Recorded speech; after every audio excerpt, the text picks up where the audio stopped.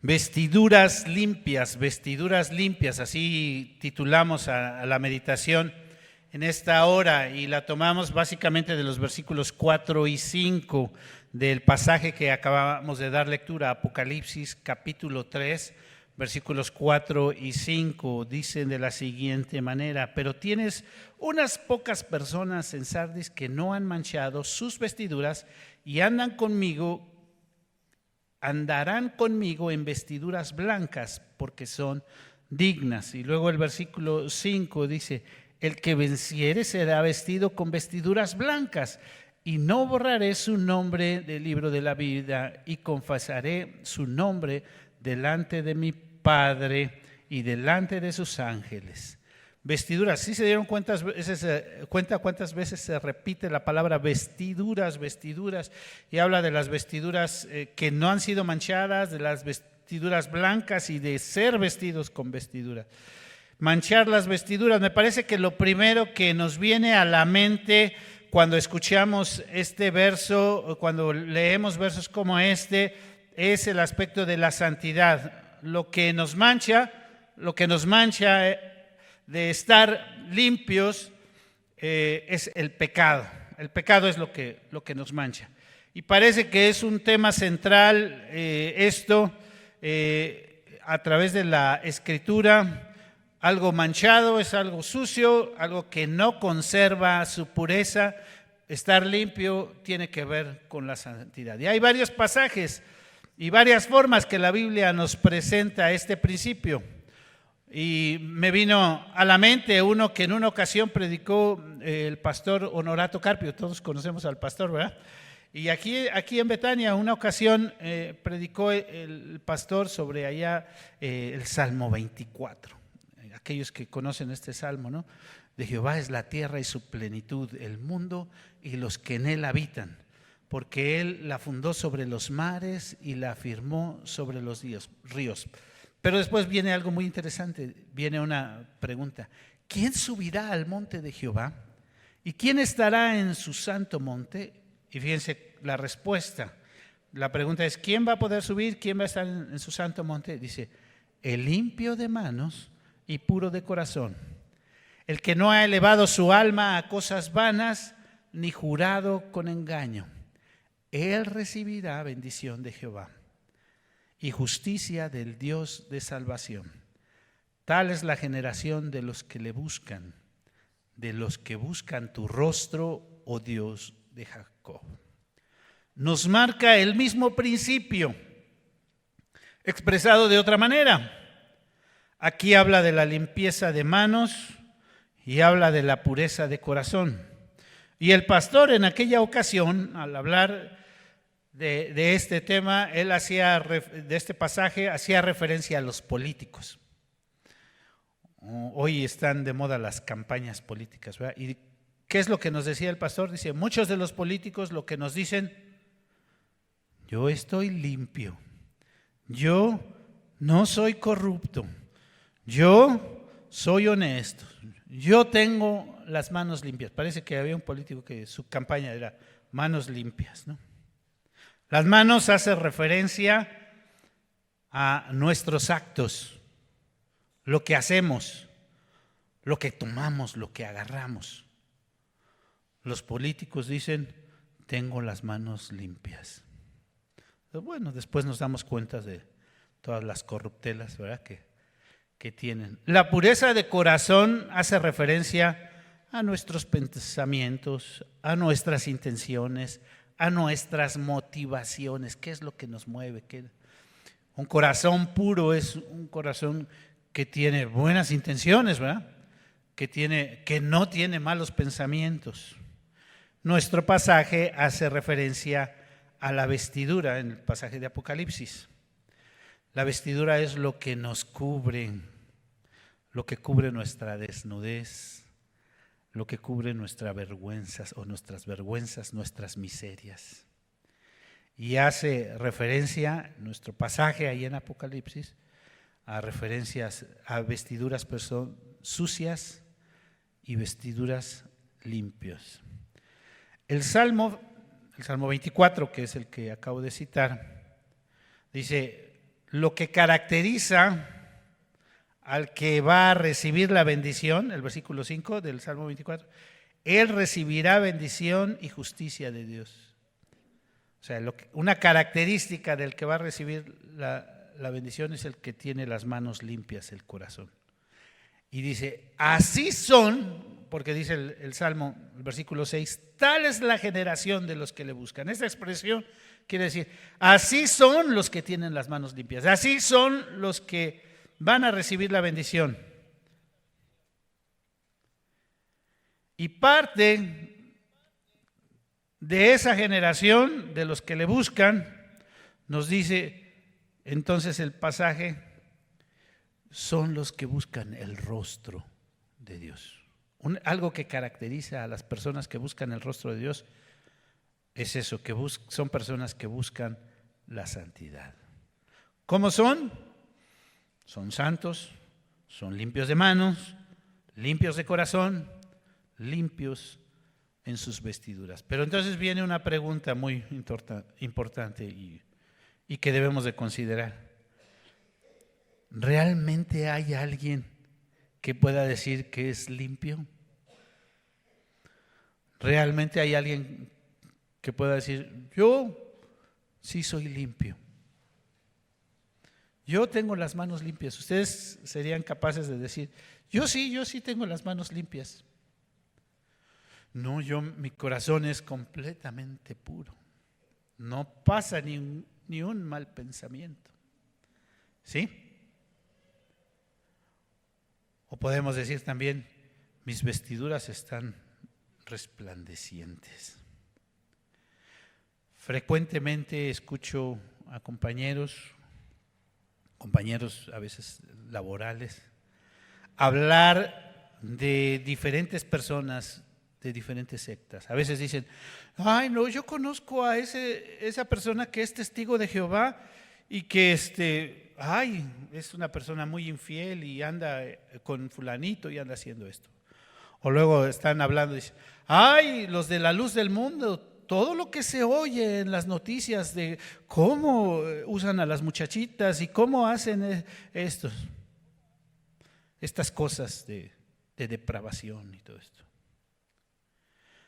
Y a veces cuando escucho esas cosas, quisiera decir, ay, en mi iglesia no hay esas cosas. Quisiera decir, pero ¿qué creen? Que tristemente tengo que decir que en nuestra iglesia también pasan cosas terribles en las familias. Dentro de nuestra iglesia también hay violencia intrafamiliar, también hay abusos, también hay inmoralidad, también hay familias desintegradas y en definitiva mal testimonio. La otra vez también escuchaba que estaban hablando sobre los calvinistas. En estos días se celebra el cumpleaños de Calvino por ahí. ¿Y qué decían estas personas sobre los calvinistas? Dicen, ay, los calvinistas son unos herejes porque enseñan que los elegidos, aunque pequen y pequen y pequen, de todos modos se van a ir al cielo. Los calvinistas son unos herejes porque enseñan esto. Aunque la enseñanza real es la soberanía de Dios y que la evidencia de que una persona realmente es elegida es la santidad. Que alguien que peca y peca, lo único que demuestra es que no es un elegido. Porque dice el texto, el Salmo que acabamos de leer, tal es la generación de los que le buscan. O sea, los que realmente buscan a Dios, los que realmente quieren conocer a Dios, son personas limpias de mano y puras de corazón. Y lo que vemos en el pasaje de Apocalipsis es que los que realmente están buscando, lo que Dios está buscando de su pueblo, quiere un pueblo que tenga vestidura blancas. Otro ejemplo de las vestiduras que habla la Biblia habla mucho y es un símbolo, el aspecto de las vestiduras, de cómo nos vestimos y qué hacemos, ¿no? ¿Se acuerdan la parábola de las bodas, ahí en Mateo 22? Esa parábola de las bodas dice que el rey organizó las bodas, ¿no? Y mandó invitaciones especiales, esas invitaciones que nosotros ahora vemos muy elegantes. Y a aquellos a los que les mandó las invitaciones comenzaron a excusarse y a decir, no puedo. Y entonces el rey le dice a sus siervos que salgan a los caminos y que traigan a las personas de diferentes lugares y las traigan a las bodas. Y voy a leer nada más algunos versículos. Verso 10, estoy ahora en Mateo capítulo 22. Dice el versículo 10, saliendo los siervos, o sea que les dijo el rey que fueran a buscar, dice, saliendo los siervos por los caminos, juntaron a todos los que hallaron, juntamente malos y buenos, y las bodas fueron llenas de convidados. Y entró el rey para ver a los convidados, y vio allí un hombre que no estaba vestido de boda. Y dijo, amigo, ¿cómo entraste aquí sin estar vestido de boda? Mas él enmudeció. Entonces el rey dijo a los que servían, atadle de pies y manos y echarle en las tinieblas de afuera. Allí será el lloro y el crujir de dientes, porque muchos son los llamados y pocos los escogidos. Ahí está tocando también el tema de las vestiduras. Es todo un tema al analizar esta parábola. Me llama mucho la atención, por ejemplo, ahí en el versículo 10 que dice que trajeron a personas, los siervos trajeron a las personas que iban en el camino que eran malos y buenos. ¿Sí se fijaron en eso? Eran malos y buenos. Y entonces si iban en el camino y eran malos y buenos, ¿cómo sí pudieron entrar a las bodas? ¿A qué hora se vistieron o cómo se arreglaron o a qué hora se limpiaron? No es lo que nos da. Bueno, lo que algunos comentaristas dicen al respecto es que en aquel entonces, cuando se invitaba a alguien a las bodas, también se le ofrecía el vestido. Eso es lo que nos explican algunos comentaristas. Y que ahí precisamente estaba la molestia del rey al no ver a esta persona vestido de boda. Es decir, fue alguien que se rehusó a ponerse el vestido que se le ofreció.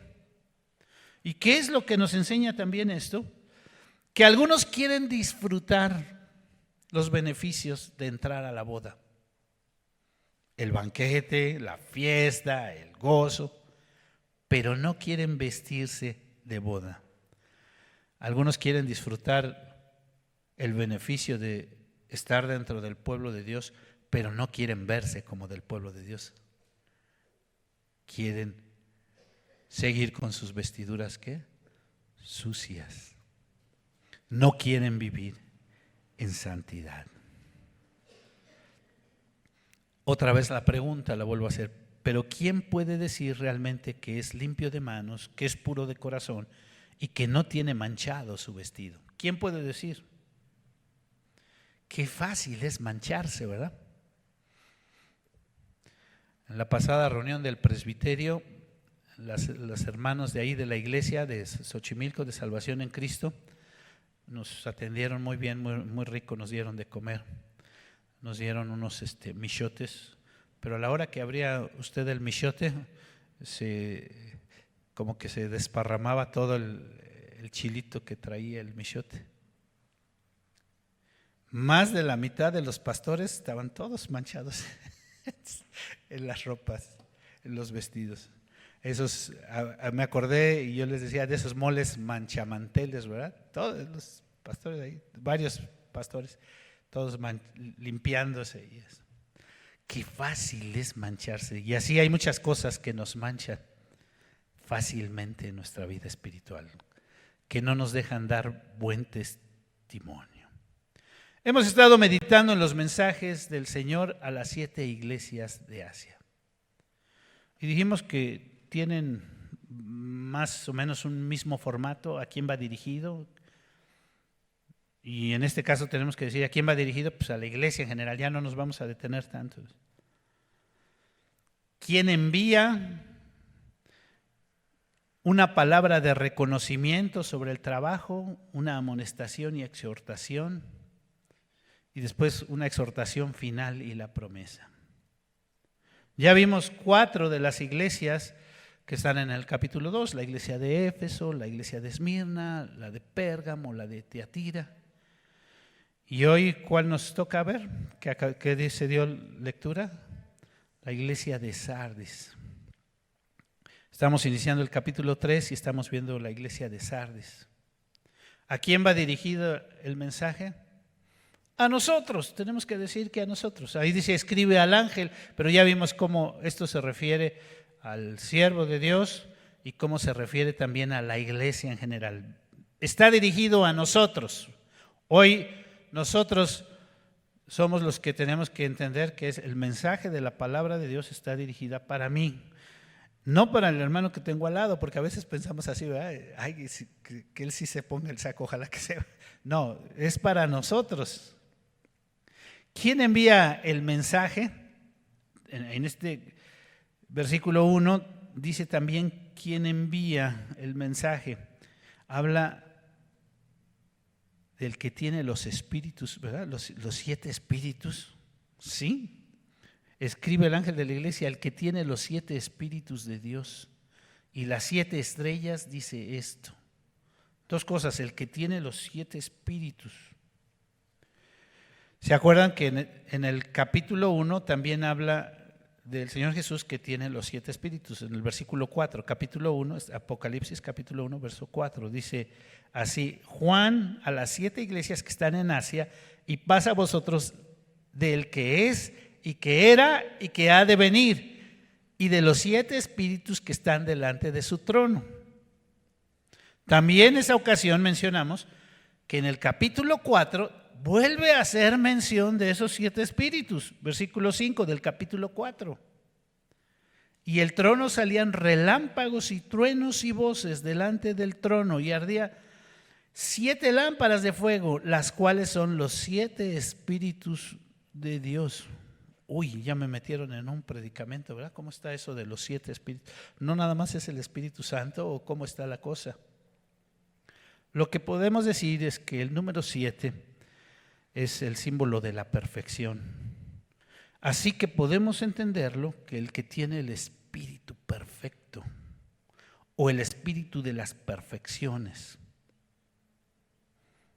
Y luego dice, el que tiene en su mano las 7 estrellas. Y también el capítulo 1 nos dice qué son las 7 estrellas, los pastores, los líderes.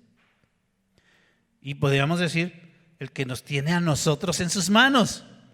Entonces el mensaje está, lo dirige, lo envía el espíritu de la perfección, el que tiene el espíritu de la perfección y que nos tiene en sus manos.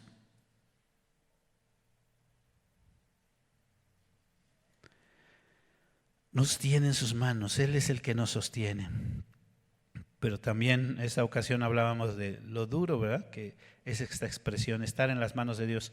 Generalmente lo relacionamos con el cuidado de Dios. Pero también Hebreos nos dice, horrenda cosa es caer en manos del Dios vivo. O sea que si no lo estamos agradando y si no estamos haciendo las cosas que debemos de hacer, horrenda cosa es caer en manos del Dios vivo. Porque Él es el que tiene el espíritu de las perfecciones, el perfecto. El mensaje, comparado con los otros mensajes a las otras iglesias, cambia. ¿Por qué cambia en especial? ¿Se acuerdan? Ya dijimos más o menos cuál es el formato que va siguiendo cada uno de los mensajes. Porque este mensaje, si le ponemos atención, no tiene palabras de reconocimiento. O sea, no les da la palmadita primero. Sí se fijan que los otros que dicen, yo conozco tus obras y sé que te esfuerzas y que haces esto. Aquí fíjense el versículo que sigue, el versículo 2. Yo conozco tus obras, que tienes nombre que vives y estás muerto. O sea, luego empieza la amonestación y la exhortación. Perdón, es versículo 1, ¿verdad? Tienes nombre que vives y estás muerto. ¿Qué quiere decir esa expresión? Eres pura apariencia. Uy. Das la apariencia, pareces iglesia, te ves como iglesia, todos te ven como iglesia, pero no eres iglesia. Y lo que acabo de mencionar hace un rato, ¿no? De cómo ve la gente mucho lo que está pasando dentro de las iglesias. Dice, ¿y eso qué es cristiano? ¿Y eso qué es cristiano? Nuestra primera lección de doctrina bíblica básica, siempre empezamos con eso, que venir al templo no nos hace ser cristianos. Pertenecer a una familia cristiana o evangélica no nos hace ser cristianos. Ser del género humano no nos hace ser cristiano. De la misma forma, la iglesia es así. Una iglesia puede dar una apariencia, pero puede ser que no esté siendo realmente una iglesia. Esta semana yo creo que leí como 3 veces en diferentes ocasiones esta expresión de que si una iglesia no está cumpliendo la tarea de ser luz y dar testimonio, podríamos decirlo, la tarea de compartir el mensaje de salvación a los perdidos, no es una iglesia. Lo repito otra vez. Si una iglesia no está cumpliendo la tarea de ser luz, de dar testimonio de nuestra fe, la tarea de compartir el mensaje de salvación a los perdidos, no está siendo una iglesia. Dice el pasaje, hay cosas que están por morir. Sí, estamos en Apocalipsis 3. Hay cosas que están por morir.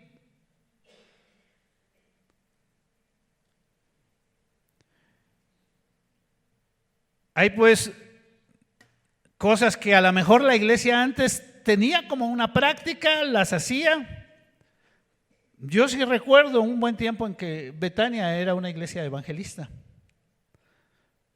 No solo cuando teníamos cultos aquí enfrente del mercado y pasábamos películas y hacíamos conciertos, o luego ahí en el centro social, o luego salíamos a las calles, o los jóvenes, me acuerdo mucho de los jóvenes también saliendo casa por casa evangelizando.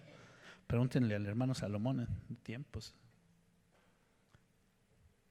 Me acuerdo también algún tiempo en que salían al transporte público y se subían al camión y ahí evangelizando, o en el metro. A mí me tocó una vez en el metro que me iban a quitar la guitarra ahí en el metro. Estaba. Betania era una iglesia evangelizadora. Hay unas cosas que están por morir, vigila y afirma. ¿Somos hoy día realmente una iglesia evangelizadora? Hoy día estamos esperando que todos los oficiales de la iglesia, ¿quiénes son los oficiales? Los ancianos, los diáconos, hay algunos que son electos. Todos los oficiales deben de estar tomando el curso de cómo ganar almas. No solamente los oficiales, sino también los demás hermanos. Hay varios hermanos que también están tomando este curso. Y esperamos pronto retomar esta tarea como iglesia de ser una iglesia evangelizadora. Hace poquitito fuimos al taller, algunos hermanos nos acompañaron a ese taller de ¿para qué existe la iglesia? Y ahí nos recordaron, bueno, ¿para qué existe la iglesia? Para evangelizar, para discipular, para servir, para dar amor, para que seamos esa hermandad.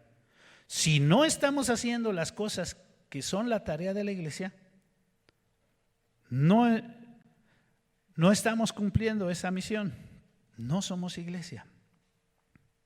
Dice entonces el texto, no he hallado tus obras perfectas delante de Dios. Lo que se está haciendo no está completo, no está dirigido a lo que debe estar dirigido. ¿Para qué debe estar dirigido? Para la gloria de Dios. A lo mejor no se están haciendo las cosas con el propósito correcto. Versículo 3. Versículo 3. Estamos en Apocalipsis 3, ahora el verso 3. Acuérdate pues de lo que has recibido y oído, y guárdalo, arrepiéntete, pues si no velas, vendré sobre ti como ladrón, y no sabrás a qué hora vendré sobre ti. 3 cosas que pide ahí: acuérdate, guárdalo, arrepiéntete. Fueron las cosas. Acuérdate de qué, lo que has recibido. ¿Qué es lo que hemos recibido como cristianos? ¿Qué es lo que hemos recibido? La salvación, el evangelio. Acuérdate de lo que has recibido. Acuérdate cómo éramos antes y acuérdate qué es lo que se supone que ahora debemos de ser. Si es que has recibido la salvación. Si hemos recibido la salvación, entendemos que hemos recibido, hoy hablábamos en la clase de doctrina bíblica, el perdón de nuestros pecados, el Espíritu Santo. ¿Qué cosas hemos recibido? El cuidado de Dios, que somos justificados, que somos adoptados. Hemos recibido tantas cosas. Hablábamos de 8,810 promesas, ¿no? Que dice ahí el librito, ¿no? Pero lo que dice la palabra de Dios. Y entonces nos dice, guárdalo. ¿Qué es lo que tenemos que guardar? No se trata de guárdalo, quiere decir ponlo en el librero, ¿verdad? Algunos piensan que cuando dice guárdalo es, ay, aquí lo pongo para que no se maltrate. No, cuando está diciendo guárdalo es, haz lo que tienes que hacer. ¿Sí? No malinterpretemos, porque a veces dice guárdalo, ahí dice que lo guarde, entonces yo lo voy a guardar y voy a llegar y lo voy a meter en el librero. No, está diciendo, haz lo que tienes que hacer. Guarda el evangelio. Es decir, eres cristiano, vive como cristiano.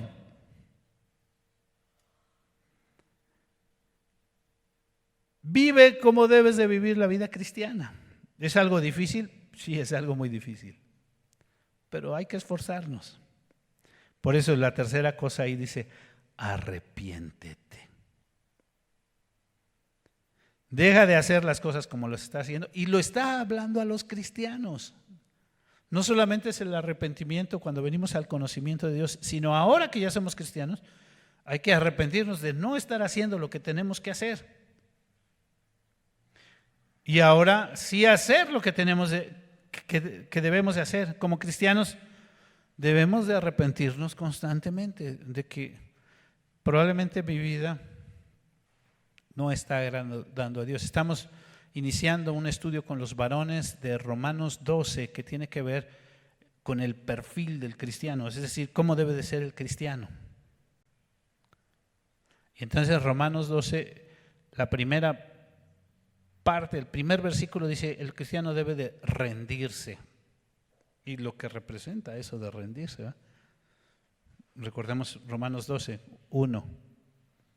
Así que, hermanos, os ruego por las misericordias de Dios que presentéis vuestro cuerpo en sacrificio vivo, santo, agradable a Dios, que es vuestro culto racional. O sea, tú quieres vivir como cristiano, quieres agradar a Dios, tienes que ¿qué?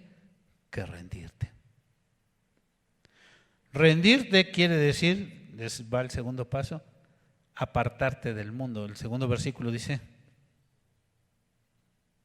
no os conforméis a este siglo, sino transformaos por medio de la renovación de vuestro entendimiento, para que puedas comprobar cuál es la buena voluntad de Dios, agradable y perfecta. Arrepiéntete, dice aquí el Apocalipsis. Si no estamos viviendo como cristianos hoy, si no nos hemos rendido completamente a Dios y si no nos estamos apartando del mundo en la forma correcta, no estamos viviendo una vida que agrada a Dios. Decíamos hace un momento que el tema central que tomamos como tema tomamos el versículo 4 y 5. Decíamos hace un momento, ¿quién puede decir que sí está limpio? ¿Quién puede decir que no se ha manchado? Tal vez los que dicen que están limpios y que no se han manchado pues son los políticos, ¿verdad? Los cristianos no podemos decir yo sí estoy limpio. Primera de Juan, capítulo 1, versículo 8, dice así: si decimos que no tenemos pecado, nos engañamos a nosotros mismos y la verdad no está en nosotros. Y luego en el versículo 10, ahí 1 Juan, si decimos que no hemos pecado, le hacemos a él mentiroso y su palabra no está en nosotros. O sea que nosotros como cristianos no podemos decir, soy una blanca paloma. Nosotros como cristianos tenemos que reconocer todo el tiempo nuestra maldad. Tenemos que reconocer todo el tiempo nuestra condición pecaminosa, nuestra miseria y la necesidad que tenemos de Dios. Pero entre esos dos versículos, del versículo 8 y el versículo 10, está el versículo 9, ¿verdad? ¿Qué dice el versículo 9? Si confesamos nuestros pecados, Él es fiel y justo para perdonar nuestros pecados y limpiarnos de toda maldad. Repito, si confesamos nuestros pecados, Él es fiel y justo para perdonar nuestros pecados y limpiarnos de toda maldad. ¿Quién nos limpia? Nosotros nos ensuciamos todo el tiempo. Y aquí yo me imagino a veces a los niños, ¿verdad? Te acabo de arreglar. Sí, a ver las mamás como que sí se acuerdan de eso. Pero si te acabo de poner ese pantalón o ese vestido, ¿qué dicen las mamás cuando ven a los niños chiquitos? Y ya te manchaste.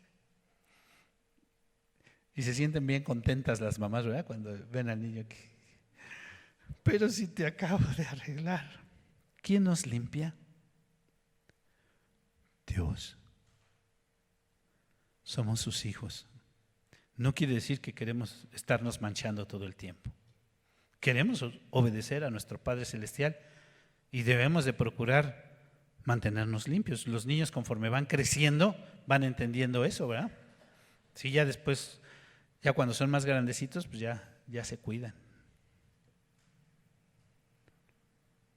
Pero es Dios quien nos limpia. Y fíjense qué interesante, a mí me llamó la atención ya al analizar nuevamente el versículo 5, estamos en Apocalipsis 3, el que venciere, fíjense, ¿sí tienen el texto? El que venciere, le vamos a dar permiso de que lave su ropa, ¿no? Así dice el texto. El que venciere, pues le vamos a prestar un desmanchante, ¿no? No, dice, el que venciere será vestido. Nosotros no traeremos la ropa limpia. Es Dios el que viene y quien nos pone la ropa limpia. Nosotros nos equivocamos todo el tiempo y fallamos. Pero debemos estar en ese constante proceso y en ese constante querer vivir en santidad, en ese constante arrepentimiento.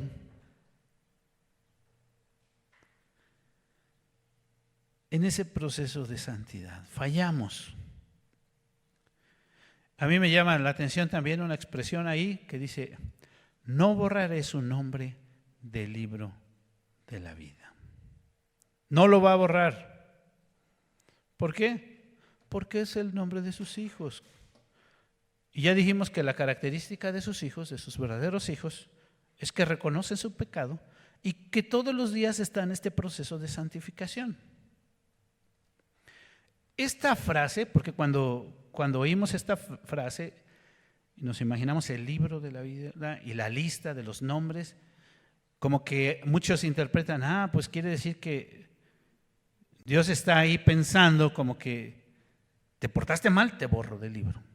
Te portaste bien, te vuelvo a escribir. ¿No? Como que algunos tienen esta idea, esta figura. Pero no, el pasaje no tiene que ver con eso de como que, porque eso sería salvación por obras, ¿no? ¿Te portaste bien? ¿Te portaste mal? No.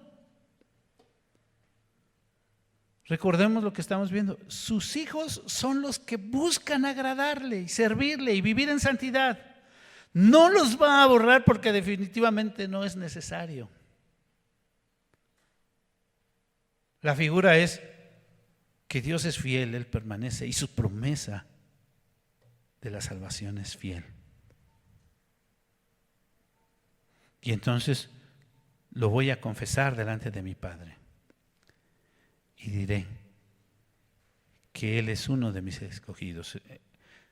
En nuestro bosquejo del mensaje, si hay una palabra de reconocimiento en el texto, es el versículo 4, dice: tienes unas pocas personas en Sardis que no han manchado su vestidura.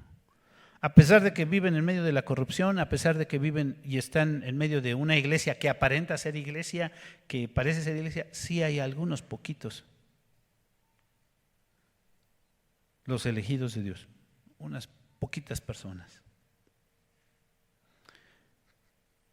Pero la palabra de reconocimiento al final, la promesa es hermosa. El que venciere será vestido de vestiduras, o sea, no es que ellos solitos se van a vestir, sino los van a vestir de vestidura. No voy a borrar sus nombres del libro de la vida y lo voy a confesar delante de mis padres, de mi Padre, y de los ángeles. El que tiene oídos, ¿sí? ¿Sí ven el texto? ¿Sí lo están siguiendo conmigo? El que tiene oído, oiga lo que el Espíritu dice a las iglesias. El que tiene oído. ¿Cuál es la invitación que Dios nos hace a nosotros hoy al oír este mensaje que Dios le envió a la iglesia de Sardis? ¿Cuál es la invitación? No debo ser solamente apariencia. Debo buscar vivir una vida realmente que agrade y que glorifique a Dios. ¿Cuál es la invitación? Yo sé que por más que me limpie, yo no puedo limpiarme, pero voy a esforzarme todo el tiempo por vivir una vida que honre y que glorifique a Dios. Todo el tiempo. Y voy a hacer lo que le toca hacer al cristiano, lo que le toca vivir al que quiere agradar a Dios, al que ha sido cambiado por ese sacrificio que el Señor Jesús hizo por nosotros en la cruz del Calvario. Me voy a esforzar por hacerlo. La invitación es vivir una vida que agrade y que glorifique a nuestro Dios. Vamos a orar. Señor, te damos gracias por tu palabra, a través de ella tú nos hablas. Y Señor, que nuestros corazones sean movidos a honrarte, a agradarte, a exaltarte solamente a ti. Eres bueno, nuestro buen Dios. Gracias por tu bendición. Gracias por lo que tú haces en nuestras vidas. Que nosotros no lo merecemos, pero es por tu gracia solamente que tú nos lo das. Pues te lo pedimos y te lo rogamos todo en el precioso nombre de Cristo Jesús, nuestro Señor, nuestro Salvador. Amén.